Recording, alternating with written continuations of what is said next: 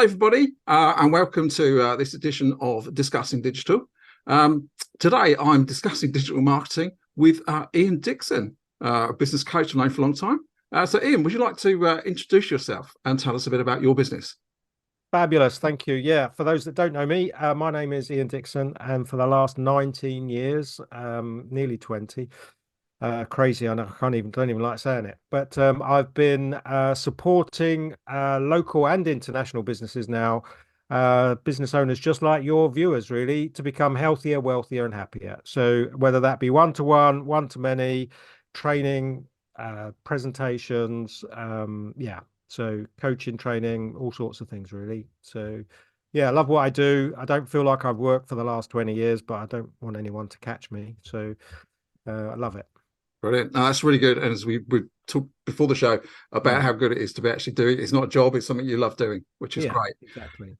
Yeah, so to start with, it'd be really good to just have a bit of a discussion about how you're using digital marketing to promote yourself and your business and your events. So obviously, if people are Mm. watching the video, you've got a scroll going Mm. on above your head, Yeah, effectively, promoting your business boost camp, which yeah, is an online event you're running later in January. yeah. So, yeah. So, like I say, because I've been going 19, nearly 20 years, when I started, there wasn't, other than your website, there and email campaigns, that was kind of it digitally.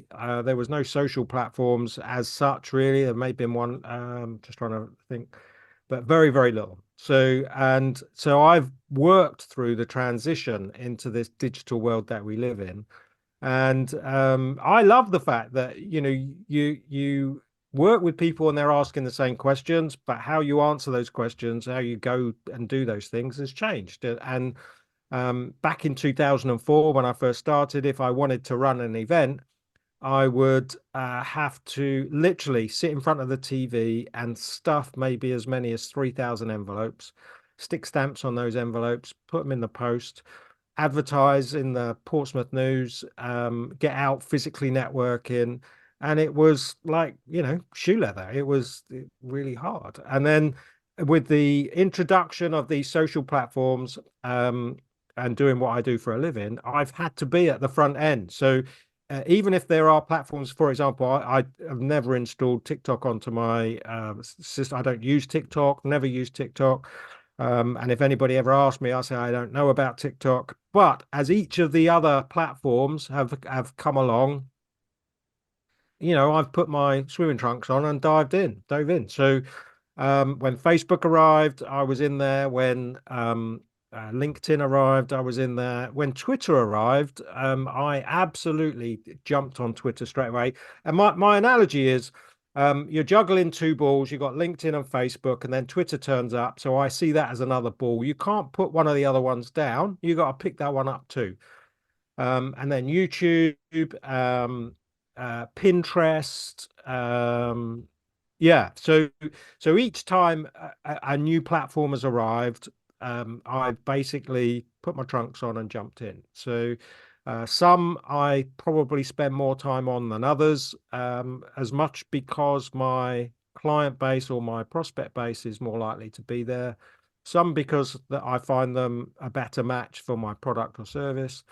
But as much for me is to understand the platform as it is to be able to help or educate clients, Yeah. the pros and cons of platforms.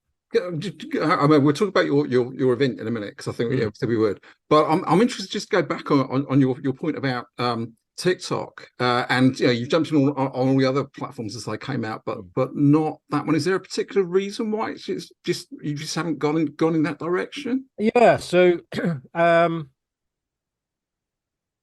I've not said this publicly before, but between me and you, I'm gonna.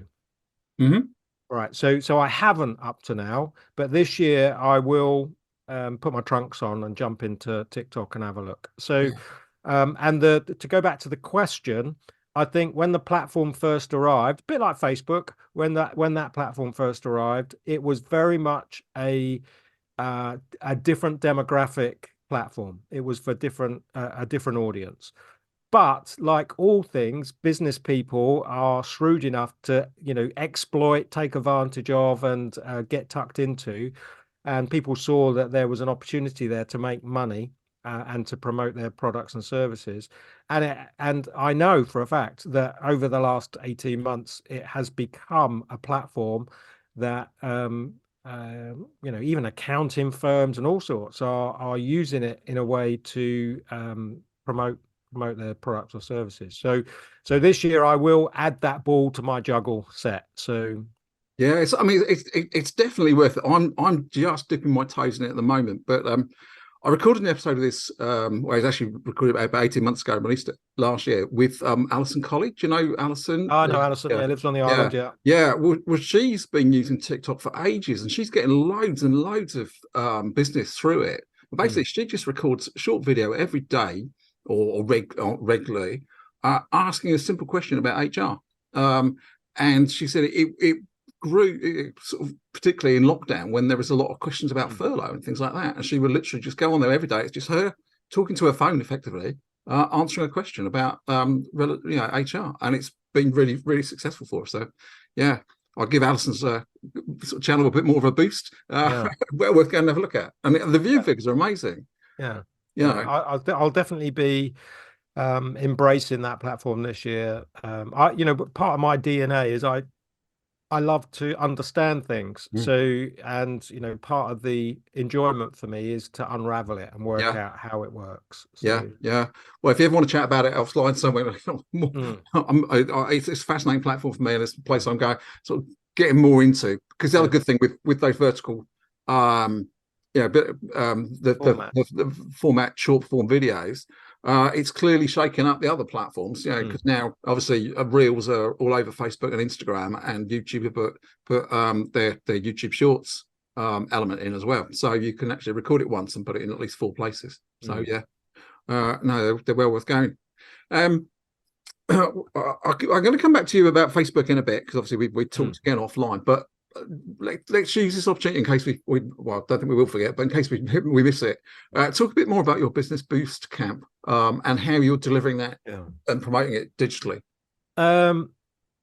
Right. So probably for the last, certainly pre-COVID, probably 6 years, maybe 7, nearly all the events that I have run I've used the digital platforms to promote. So and of course, then once we got into COVID and lockdown, events were being run online. So, and I was never really one for doing webinars, really. I would always prefer to get people into a room.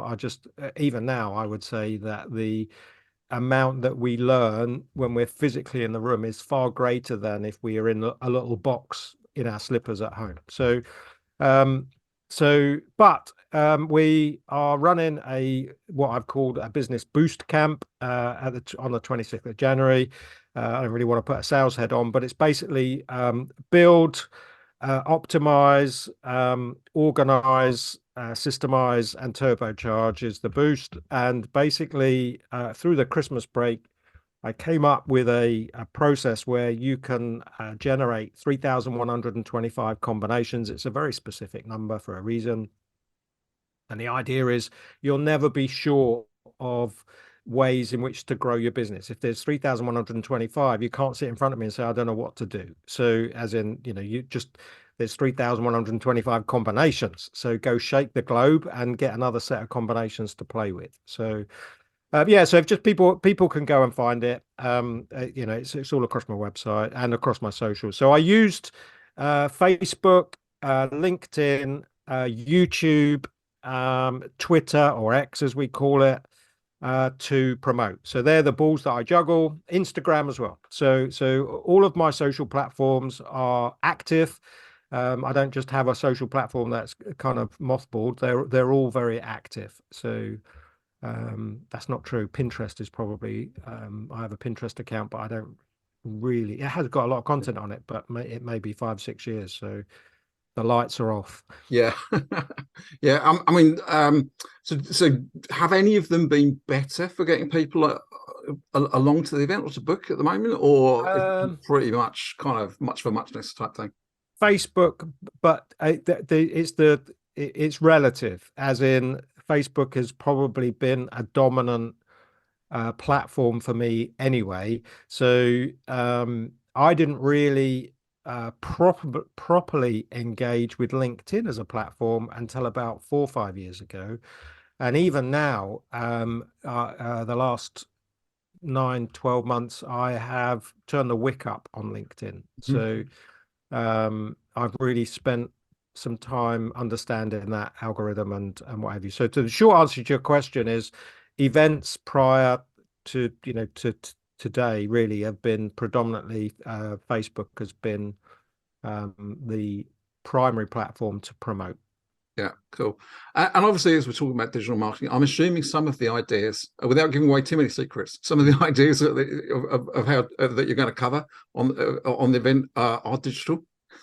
Of course, yeah. So, and actually, the way that the day structured is very different to the thing I'm known for, which is the Big 100, which is like 100 business tips. There is some tips and ideas in there, of course, but this is about how to improve conversion rates, how to get people to spend more money, and there are things that you can do on your digital platforms that will improve those things. So I'll give you, I'm quite happy to give a giveaway, is that I'll give you two. So if you want to improve conversion rate on your website, have a guarantee that I can see, or some kind of promise, or some Great tip. customer charter, or something Yeah, that says if you don't deliver, you will do X, or it's something that guarantees promises or customer charter. That absolutely is a proven conversion rate improver. So another one, which is just as a side, if you want to improve conversion rate, is to demonstrate, show, and promise to deliver quickly. So those two things, I almost guarantee you now, everybody that is watching or listening won't have those things on their website. yeah, yeah. No, but they are both really, really good Yeah, tips. And it's very simple. yeah, So, if I go to a website and I can see it'll be delivered quickly, and I can see the guarantee or the promise if something isn't what it should be, then I'm more likely to buy. So by definition, then that improves conversion. that's brilliant. I must admit, it sounds like a great event. And I think we were saying earlier that you are planning to run it again more as a face-to-face event later in the year. Yeah, ideally, I don't want to say this is a test run. It's not. It's just that I'm so busy at the moment. I'm going away with work in February for 3 weeks, and I just can't get it in to do a physical event. I've learned over the years. In fact, I won an award for events, a European award for business events, 2007. And one of the things that I was training other people to understand is you need 12 to 16 week lead time to have a successful event. So Yeah, yeah, because it takes time to build momentum, especially on the social platform. So yeah. yeah, so we haven't had the time this year to do that. Yeah, and I should give a little bit of a testimonial for your events in the past. I've attended the Big 100 and a couple of Yeah. other ones as well, and all the tips you do are great. They're really good events. So I'm sure the online one's going to be good as well. So yeah, looking forward to that. Yeah. So as I said earlier, I'd just like to go back to Facebook because before we were discussing before we joined sort of the recording, we were discussing about the challenge in some ways of running a Facebook group community. Yeah. Because obviously you created one called the My Business Academy. Academy, isn't it? Which you put lots of stuff in. It was very active, got lots of members to start with, but it's kind of died a little bit of a slow death. It's just become a graveyard. So it's got over 3,000 people in it. And there's probably, my guess, I don't know, but there may be as many as 60 or 70 people that would check in on that. So some of it was down to me. Some of it is just life cycle. Things have a start, middle, and end. It turned up. We created it at probably the just perfect timing, because obviously with the arrival of COVID and what have you, and we had an amazing community there. But what it does demonstrate and proves to me is, and I'm in groups that are very successful and very proactive. the cautionary tale I would say is when you create a monster like that, it gets very hungry, and if it's lovely to have a community where people have opted in, and these are you have four types of customers, right? So you've got prospects. You've got a one-to-one type prospect that is warm. You've got a one-to-many prospect which is warm, and you've got a one-to-one which is cold, and a one-to-many that's cold. And a Facebook group is a one-to-many warm. So they know who you are, they know what you do, they've opted in, and so they're a lot easier to sell to than one-to-many cold. So and of course you can get one-to-one warms out of a one-to-many group. So they are great things to do, but you know, if there was a cautionary message to put out, is bring your shopping bags full of food, because a group will need feeding every day to keep it active. One of the things that we worked very hard to do with the MBA was to get community to provide content. We created people within our group to be ambassadors for the MBA as well, and you know, they were marked as people that were special. You know, this was all done very deliberately, and yeah, you know, so like I say, I love to understand how things work, and you know, if somebody sat me down and said I'd like to do a Facebook group, how should I go about it? In fact, maybe I should do a video on it. There's something for you to do, Rob. Yeah. You know, how to build a successful Facebook group.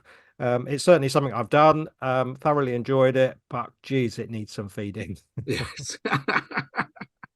Yeah, no, I know what you mean. And we could probably sneakily segue that into something else we were talking about beforehand, as you said that you're interested in talking about, and that's the use of AI. Yeah. Because some people might think, oh, I can use AI to feed that. But we were talking earlier about actually there's a particular way to use AI as a tool nowadays. Yeah. So is to it's kind of interesting because how there's a nice kind of flow, is that you've got something that it's called artificial intelligence. So you've got a digital solution, you've got a digital information, and then you've got the human, and then you'll go into a digital platform. And the thing is to make sure that when it passes through you, it turns into something human. And so one of the things that I'm talking about this year, as a theme for 2024, is to humanize your digital marketing. So that people know that the content, even if it comes from a digital source, like a chatbot or whatever it might be, even if it comes from a digital source, humanize it, or you know, red knight it, or you know, rob it, you know, Yeah, like yeah, you know, make it yours. And definitely. the simplest way, which I think I shared with you, the simplest way to do that is, you know, extract some content from one of these platforms, and then press the record button on your video and talk about what it is that you've just learned, or the information that you've just got. Don't cut and paste it into LinkedIn and press send. That's like, it drives me nuts, mate. Already, it's just like it's killing me. And I think the platforms will, as smart as AI is, I think it'll be its own demise. I think it'll work out. They'll use tools to ban the tools. Yeah, So no, I think you're absolutely right. And I said, yeah, we talked about it offline. yeah, Yeah, they're already, you know, people like Google and that are already sort of making sure they're building into their algorithms that if they spot something that's totally AI generated, it doesn't get the rankings that yeah, human generated content yeah.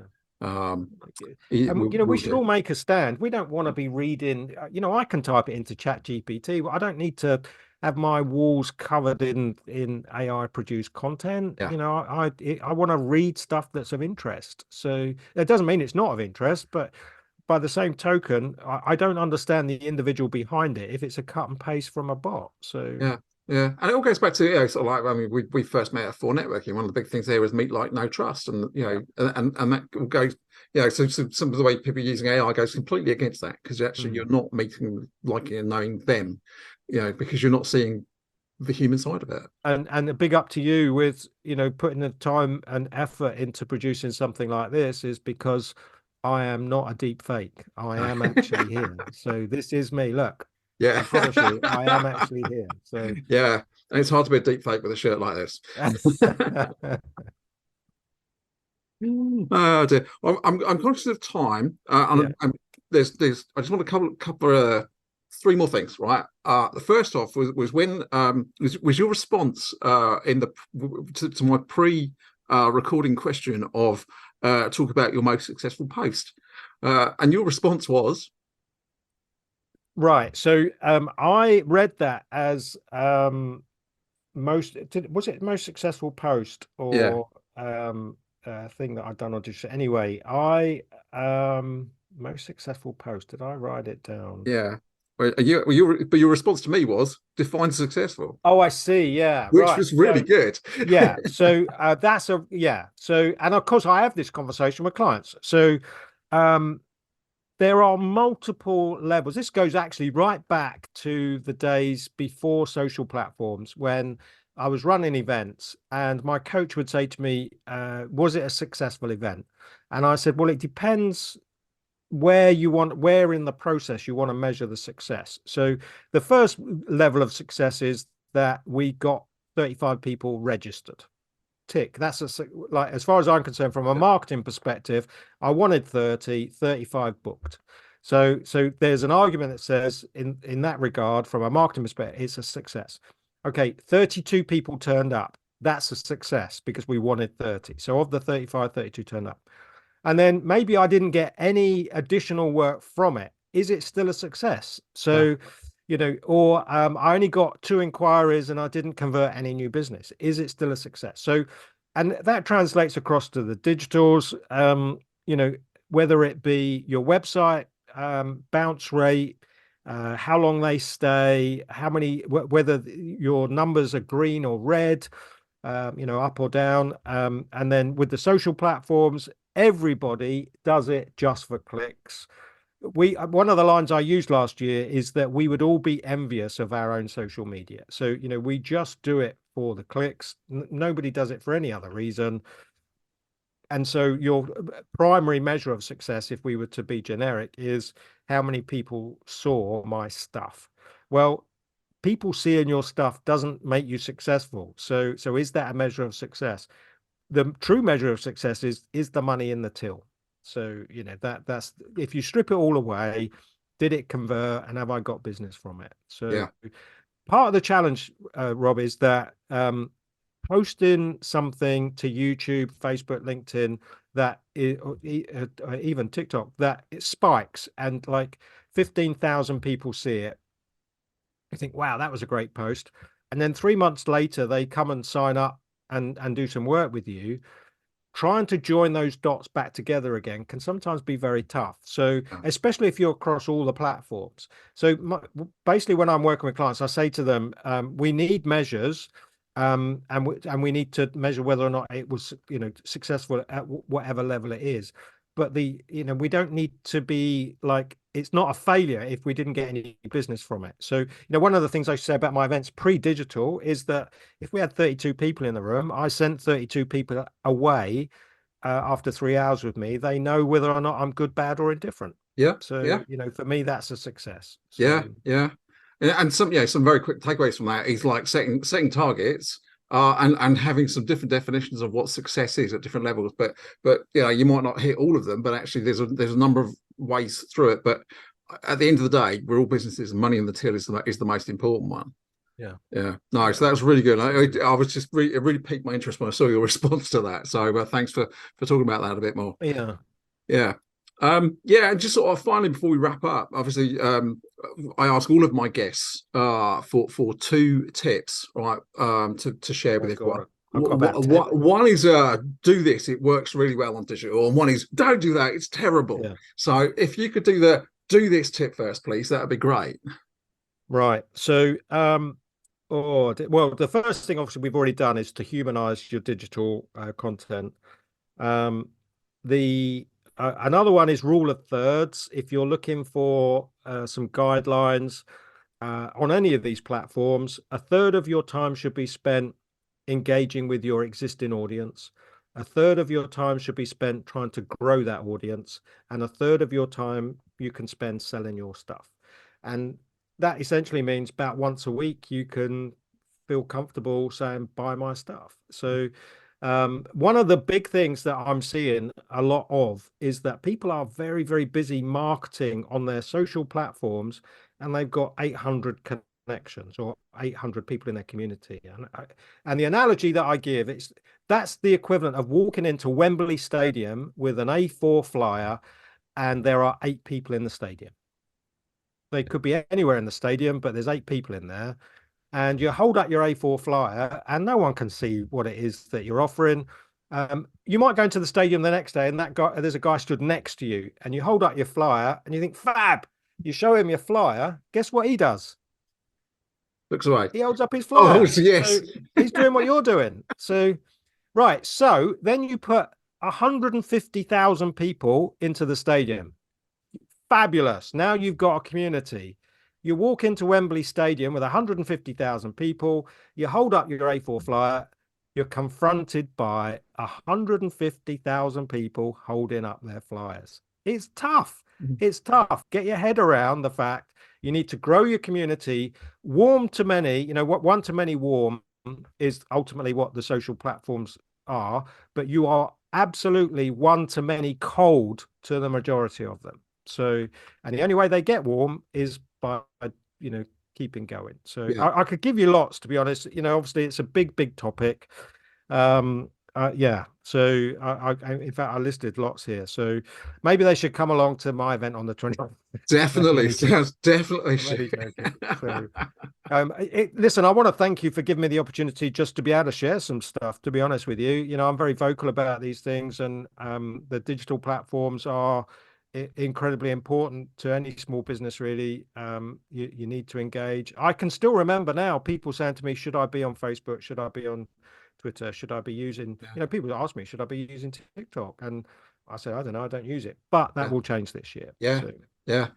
And so finally, obviously, what would you say? One thing, just don't do that. We've got one bad thing to do. So just to avoid doing it. What shouldn't I do? Other than stop.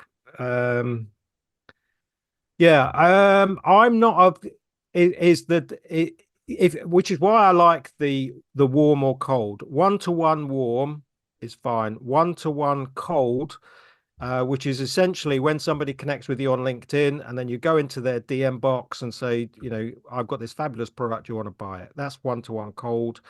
And that's not how these platforms are supposed to work.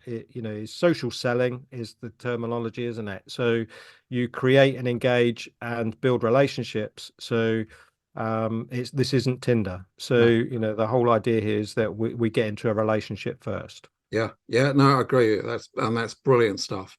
So thank you so much for sharing with all those tips. And obviously, you've got loads more. I definitely advise people to sign up and come along to your booster camp.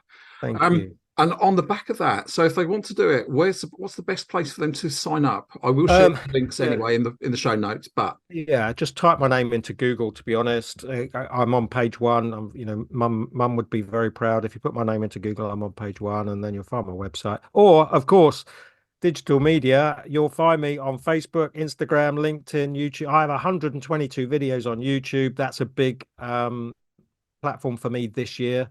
That was a big mistake I made in 2021. I stopped producing video content, but I'm back on it. So, you'll find me on all of those platforms. So if you can't find me, ring me. So brilliant. All right, that's great. So thank you so much for your time. It's been a brilliant chat, and I'll be pushing this because you've shared so many tips. You're welcome. Yeah, but no, brilliant. Thank you very much for your time. Thank you. Cheers.